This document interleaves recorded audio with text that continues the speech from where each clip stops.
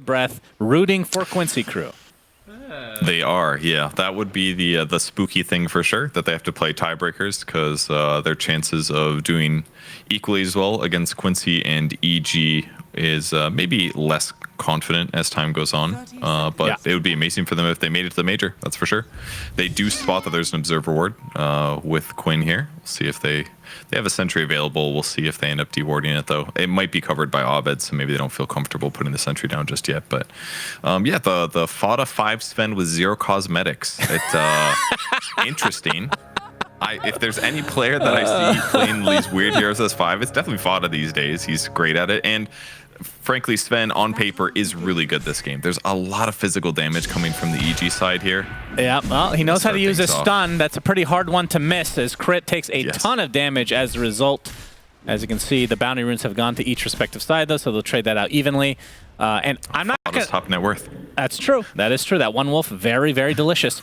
I don't want to look too into this, Purge, but when they were picking their heroes, so we learned this season because we're scrubs, but apparently the players can't see what the other team has selected for their specific heroes until the game has already started, right?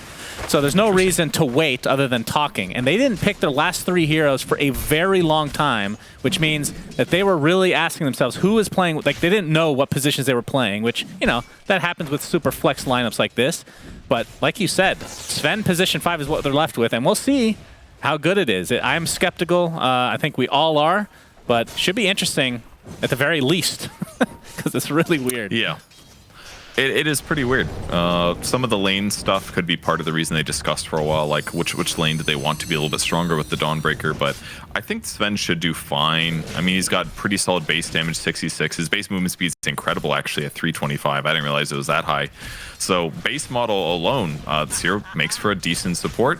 Or his mana pool is not that bad either. 291 with some mangoes and a magic stick. So he can actually bring it to the Shadow Shaman decently. And then once they get to later stages of the game, Warcry is excellent due to all the physical damage that EG's playing with. The Shard's going to be good too, gives your team 7 armor. I wouldn't be surprised if he does some kind of like either a Treads Blink build, an Arcane Blink, or if he just goes something like Vlad's into the old Wraith Pact. Yeah, and we should mention, of course, a few years ago, it was pretty popular for Sven to be a support during a small segment of time. But that was, I'm pretty certain, was mostly position 4. So 5 is even rarer if you look back in history. Yeah, it was not a lot of time that it was popular as a support before. There are certainly some carries that have never been popular supports, and Sven did have his time in the sun, and now it's back again. Indeed. As Quinn looking for the rune here. Looks like he's going to be able to bottle it up. I mean, on the other side, though, EG, they have it's very clear what their objective is, and that is to push. As Fly taking a lot of damage here, has his Shadow Wave available. He's going to take the hammer, which is going to force out the Fairy Fire. MSS, just a little bit of chip damage to go across from each side. But they have a ridiculously good pushing team. I would say every hero outside of Ember Spirit is just exceptional. Once you get like this big power spike of being able to actually push these towers as a group, like the 5-man lineup is kind of insane for EG. The question is, does Quincy crew have what they like? Did they pick enough to try to stem the bleeding?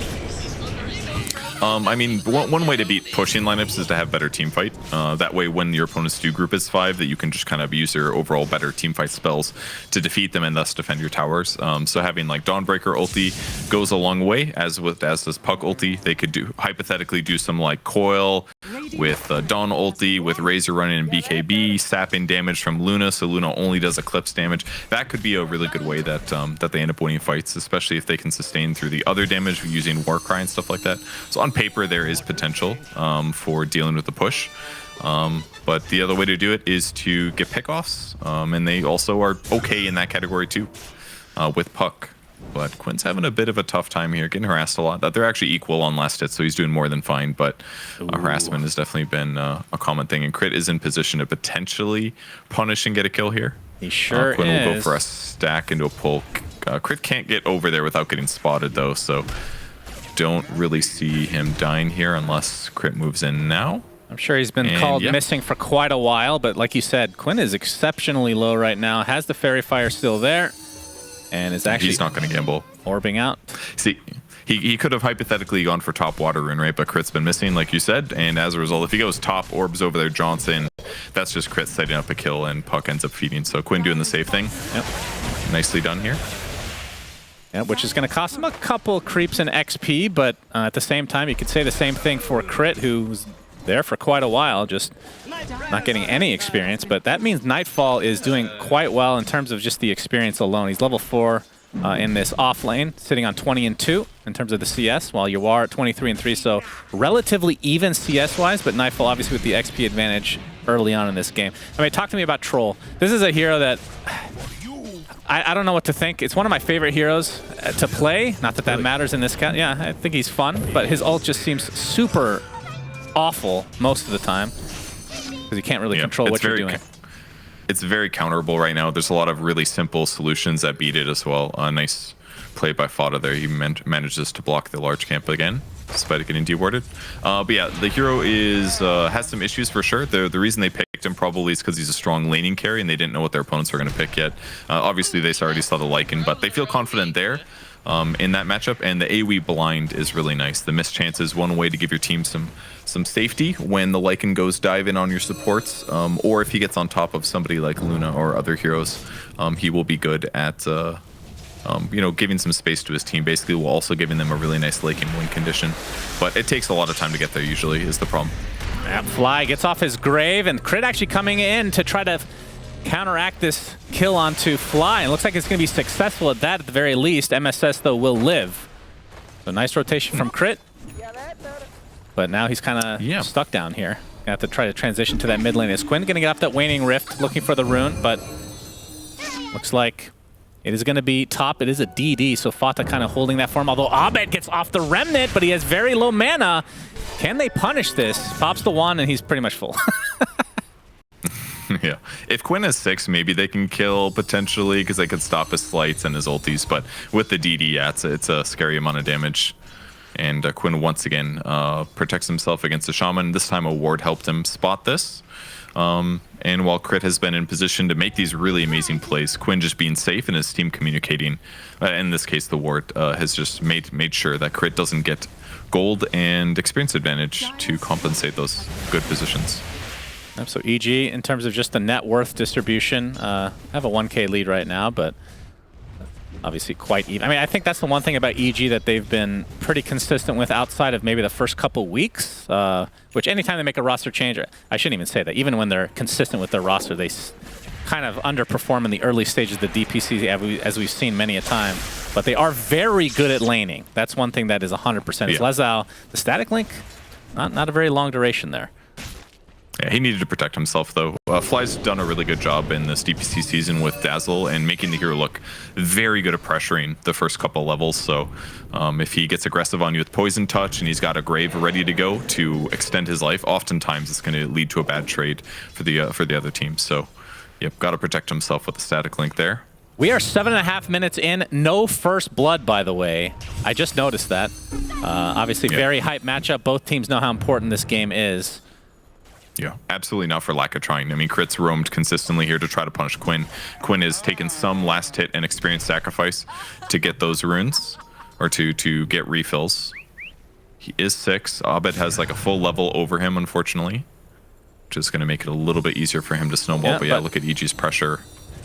Even Nightfall rotated over. That's a lot of EG members in the mid lane. That means they want to push this tier 1 tower. Yep. They have Helm and level 6 on Nightfall, so they are ready to pressure this building. Yeah, Abed going to refill on mana, but Nightfall and company focusing on the tier 1. Fata gets off the Stormhammer, which does little to dissuade the likes of EG. Abed. I mean, Quinn getting pretty low, and as we're going to see a pause now coming out from Arteezy. You can't just pause the game. And that's a very crucial video game point. With real players. Disconnection. This is going to be so hard to defend. I mean, they're orbing it. We've got MSS moving over 2. He's level 4, but there's just so much stuff here. Plus Dazzle healing it with Shadow Wave. I feel like they're just going to beat on this tower with Glyph gone now. They don't have a catapult, at least. That's kind of an interesting thing about this rotation. They timed it based on the Helm, not on a catapult. Right. So that part is going to help elongate the tower's survivability. Yep, Fata, he's going to get hexed. But not a whole lot of follow-up. As you can see, EG just focused on the tower and the tower alone. As We're now 8.5 minutes in. We're going to see a tier 1 tower go down before a first blood, which is not very common these days. And Quincy crew, they're just going to have to let it go, like you said. Not enough to really push back as of yet. That's why they picked Lycan, because it's going to make killing their towers a lot easier. Now Nightfall moves into the enemy jungle as well to steal creeps. This is really nicely done here. Troll is a pretty darn good stack clearer, but you know, Nightfall takes control of one, it auto attacks the other one, so he's going to undermine the stacking that Sven did, which is painful because Fada's net worth is probably pretty low. Yeah, it's only sitting at 1,000. He does not have boots yet. He's saving up for it. His counter push was quite pathetic. He's doing 170 damage Stormhammer nukes. I mean, he's playing a Sven 5. What do you expect? He is playing a Sven 5. Yeah, they did not have that much counter push there to slow that down. It felt like all he was buying was like the second and 1.6 seconds of stun. That was basically all he was getting out of it. So that was a bit of a bummer. But Yuar is in the jungle. His net worth is equal to Luna's, so that part is okay. But a 2k advantage here for EG is pretty decent at 10 minutes into the game. So not looking bad for him, especially when their pressure is gonna keep coming with the Luna when she gets online. Yeah, but Quincy crew this time, as they see the pressure on the tier 1 tower top, they will do their best to defend it as Yuar wants to farm up a little bit more. He is going for the Maelstrom as the first item, obviously for the farming capabilities that come with it. And after that, I mean, we haven't seen that much troll, I guess. Are you expecting a specific item path past that? Obviously, BKB is going to be a part of it at some point, whether that's... I doubt that's right after Maelstrom, but maybe it lines up with what they want to do. He might have to because of the shackles. It's a little bit scary, but kind of depends. The raw disables that EG's playing with is not that strong, so maybe he can delay it a bit longer than normal. Yeah. EG, they're smoked up. They can see the courier delivering stuff to MSS, so they know that he's back here. They need that tome. He's going to get it. All right, that gives him a 6. Abed, gonna go for the dive. Sleight of fist, so they definitely know he's here. Attempting to get off the ult, but he's going to get hexed immediately. Gets off the hammer, but likely will fall. And finally, first blood goes the way of EG as Abed clears it, and they take the tier 1 tower as well. I can't believe that was first blood. I thought somebody had died in the mid lane for sure. Yeah. Okay. First blood doesn't mean the same at 11 minutes, that's for sure. The relative gold that it gives you is just not quite as high, but 3k gold advantage for EG is what we're expecting with this Luna pick and them having Lycan. They definitely shifted really nicely into this push lineup with their draft and puts Quincy crew on the back foot, especially when they're a little under leveled. They also put the tome on Dawnbreaker, of course, which means Fada does not get it. Not the end of the world, because God's strength on a sports fan isn't exactly incredible. Do you even level it? Honestly, I don't even think you level it. Generally, I would say no, probably not. At least not until Stormhammer and Warcry are maxed out, because those abilities do scale pretty darn good. But hey, at least Quincy crew, Leslaw's had a good time. His net worth is relatively high. He's able to take, not get the tower. Actually, Catapult stole that one, unfortunately. But they're keeping the net worth close-ish. I mean, I think the net worth difference is basically just the tower difference, right? Other than that, it's actually relatively even. But obviously, that is a big boost for EG, and we'll see if they're able to take advantage of it. I mean, if this goes... Well, I was going to say if this goes late game, who would you favor? But EG's lineup doesn't really fall off that much. I mean, Lycan can fall off, but like even the split pushing mechanic, we saw that earlier today with Nigma. Even though they did lose, something you always have to watch out for with the split pushing Lycan at some point in the game. It is not the worst in the ultra late game on the EG side for sure. Luna does tend to like have some issues in ultra late game when you talk about like Scotties and stuff like that. I guess Troll technically has to worry about that a little bit too, but I think the most powerful thing that EG has going for them in this mid game is just the power of Grave, to be honest. They've got really good heals. They've got Shallow Grave. If they can use Shallow Grave to undercut some of the first couple Quincy rotations, like undercut some Dream Coil stuff, undercut some Solar Guardian types combos, that's going to really they go into Roche Pit into like a huge advantage. Yep, Serpent Wards in the Roche Pit. And this is another advantage of having some towers go your way is Roshan is available to you. And it is going to be scanned out, so Quincy crew do know this is happening, but I don't think they can really contest. So this likely will be a freebie for EG. Yep. Another advantage of the Shadow Shaman here. The wards still do a lot of damage to Roche. You can't necessarily like cheese it by yourself anymore, but the total damage they deal to Roche is still super high. So Nice. They just keep advancing their interests in this game in a really nice way here. Fly even kind of farming in an aggressive place. He's not that concerned here. If he does get ganked, maybe he dies, but at least it's not first blood. His cores would be survivable, and he's still getting levels as a result by himself. So level 7 on him, actually. So he's pretty content. He's going to queue up a shard. Great solution against Puck to get the 2-second hex. So yeah, great position for EG. They're in decent control. But as long as Quincy keeps farming, eventually they're going to hit a timing where they're going to be able to take a fight. And it's probably BKB timing for the Troll and the Razor. Once they get those, then they're going to probably run at their opponents, get some pickoffs through Grave. Yeah, and on the Razor, Leslau, not that far away. 1,200 or so to finish that bad boy up. And we'll see if that is the go time like you're talking about, because that will align pretty nicely with Yawar on the Troll Warlord. The fact that Yawar is top net worth is actually pretty impressive, considering he's kind of got pushed out of his jungle. But I mean, the fact that he's keeping up with the Luna at this stage is, and the fact that a lot of his stacks were taken out, actually. Yeah, Quincy they were like little two stacky type things. It wasn't the worst for sure, but Fada hit 6. What is he gonna do? There's no way he. It was Warcry. Yeah, it was Warcry. Yep, that's the right choice. If he picked his ult, that would have been a misclick, I'm pretty sure. As Fata getting a nice mango. I love that he has the shovel here. It's like he's fighting with a shovel as a weapon. Quinn. Okay, Fata, he might be the sacrifice here. The Solar Guardian isn't going to do that much. He gets crit down big time. MSS comes in, but he's all alone as the rest of Quincy crew are near this Quinn ultimate onto 3 heroes. So low from EG, but they're kiting them pretty nicely as Leslau gets hexed and brought down. Double kill for Nightfall as Fata stuns the creeps. Not that much damage done to the tier 2 tower as Nightfall's ult will end. But now the Fortify comes out, so it ends up being a 1-for-0. Yeah, they got a buyback out of it, but it was just Fada, so I think that's completely good for the Quincy crew side. They still have Troll ulti too. The Whirling Axes made a big difference there. Keep an eye how long that the Razor was able to stay alive. Fada landing his ultimate, the Solar Guardian comes in a little bit, and then things looked really bad. The great positioning from Crit to instantly hex Leslau here. That means he's not getting a damage sap even while he's disabled here. And they actually did a lot of damage to the backline on the EG side too. Leslau looks super dead, but the Whirling Axes bought him a lot of survivability from the Lycan summons. So not all that bad for Quincy crew here. Yeah, normally if we... I mean, it's only 3-0, but they do have a 3K lead, which normally at this stage would be pretty decent. But like we said, it's mostly because of the towers. Quincy crew, yep. I mean, the big question mark is still Sven, like what his purpose really is, and maybe it's never going to come, but we'll find out at some point.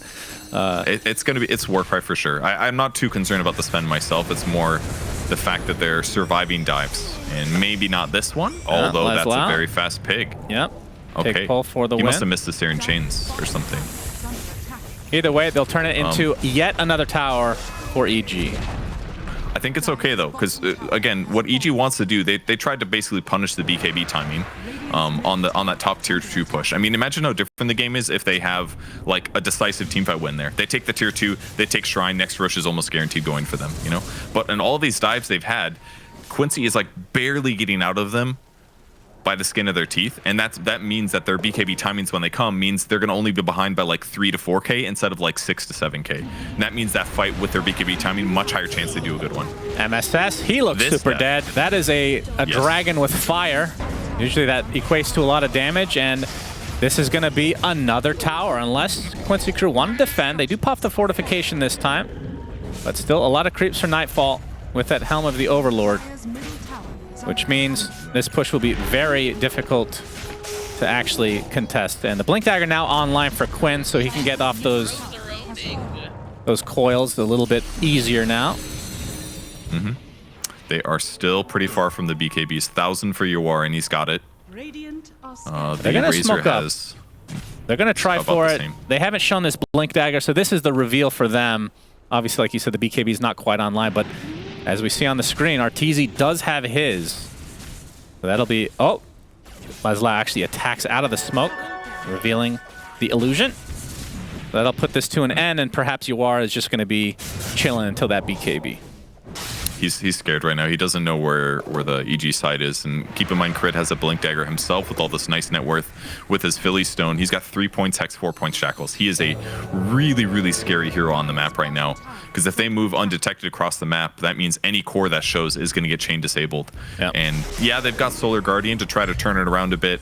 Do they have the Locket on Dawnbreaker? They do. This is really big. A lot of heal that he can pump into his teammates. A decent amount at least. It's 45, it'd be an increase. So it's not the most right now, but... And let's see if Yawar reads the smoke here. Yep, he is I don't even know if he... moving around to farm. Oh boy. Arteezy's smoke does pop. They see Yawar. Instant Hex from Crit. And followed up by an Eclipse. Goodbye, Yawar. That is his first death of the game. Very, very important one. As really unfortunate, genuinely. Yeah, he's going to get chased now. The Searing Chains connect. The Dragon blocking him off. And that's a double kill for Arteezy across the map here. And this lead is now starting to feel like EG is taking off with the game to a degree. I mean, the Quincy crew hasn't hit their timings yet, and we'll see what happens when they do. Yeah, they're close to him for sure. That Observer Ward that they placed near that Tier 2 fight before got them that second kill. But at some point, someone on Quincy was going to die. The fact that it took this long was still a good showing. But yeah, the game is getting really scary for them at the moment. They need to finish their BKBs. They need to take a straightforward fight if possible. And it is hard. They've got Drum and a Hyperstone on Lycan. Like, they are just accelerating so much right now. Controlling the enemy side of the map. Roshan potentially up in the next few minutes here. Potentially in BKB 1 minute and 15 Razor. seconds, actually, to be exact. Razor's got BKB in 20 gold, and Troll has it in 200, but he is scared to approach the creep wave. Yeah, Quinn is working on a Lincoln Sphere. Obviously an item you don't want to have to get, but against the Instant Hex, against, I guess, the Poison Touch, which is the Hex as well. They got a lot to work with, and definitely needed this game. They do, yeah. You can phase shift the Poison Touch at least, but yeah, the Hex is almost impossible to stop.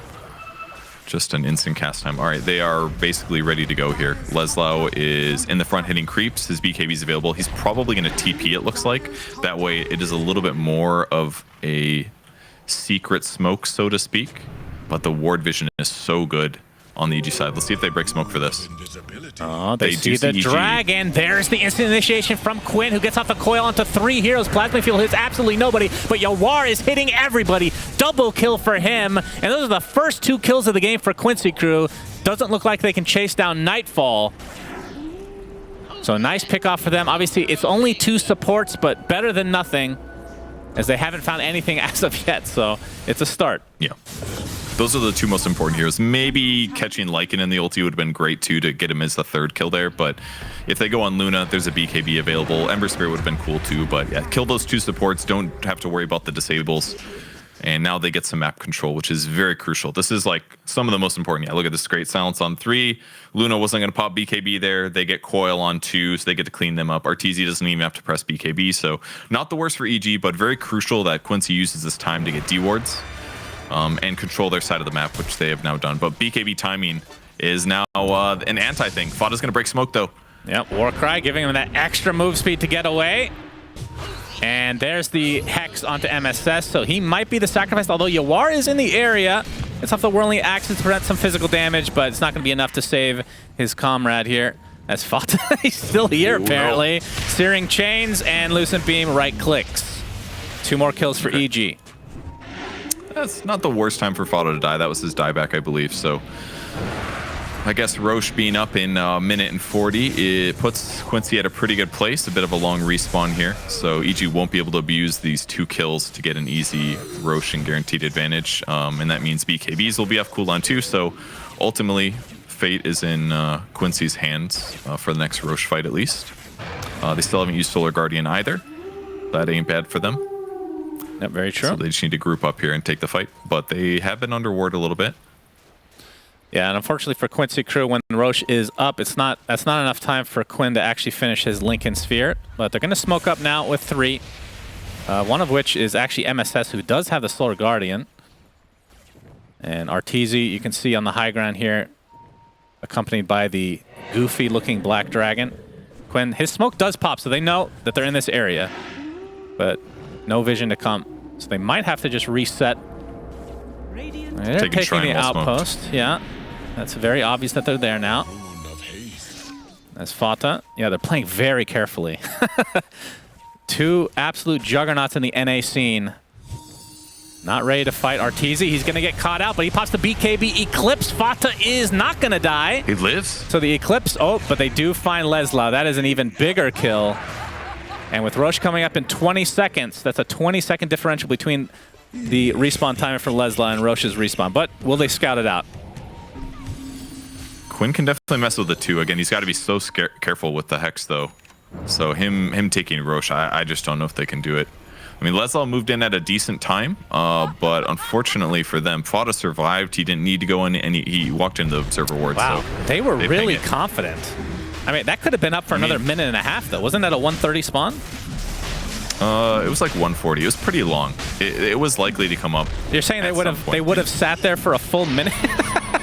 I don't think it had a minute extra. The first time I looked at it, it was covering like 75% of the circle. So the longest it could have respawned was maybe like nowish or something. So they knew that it was a decent chance that it came up. They managed to get it, and they pick up the Aegis.